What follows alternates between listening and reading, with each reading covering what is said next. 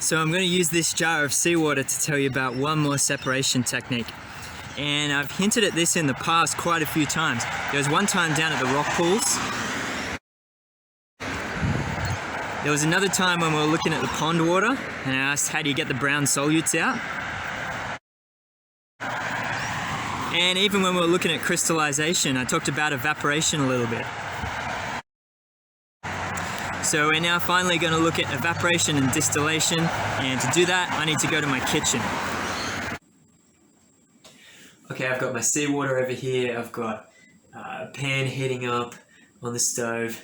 Now let's just talk about evaporation for a sec. So even at room temperature, there's enough energy in the water for some of the water to evaporate off. And as the water particles leave, they leave the salt behind because the salt can't evaporate at room temperature. Okay, it doesn't have enough energy for salt particles to do that.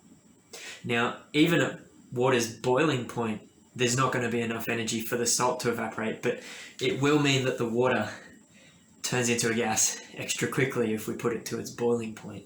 So if I just take a few drops of that and put it in here, we can see hopefully the salt left behind really quickly. Let's do it. Oh yeah, there you go, straight away. You can see it's left behind a bunch of white bits. That's the salt, that's the sea salt.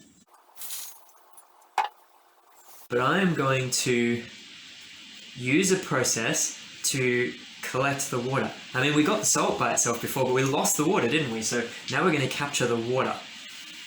I've got a glass of water here. There's water on the inside, but no water on the outside yet. But I'm going to use it as a cool surface to condense some of the water that's coming out of the seawater here.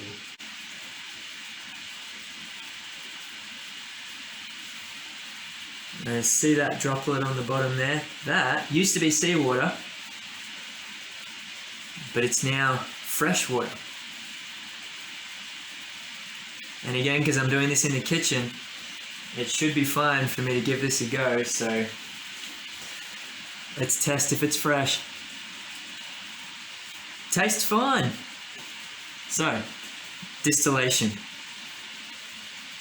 So maybe you can do some research and have a look at what an actual distillation apparatus would look like in the lab, but it uses the same scientific ideas.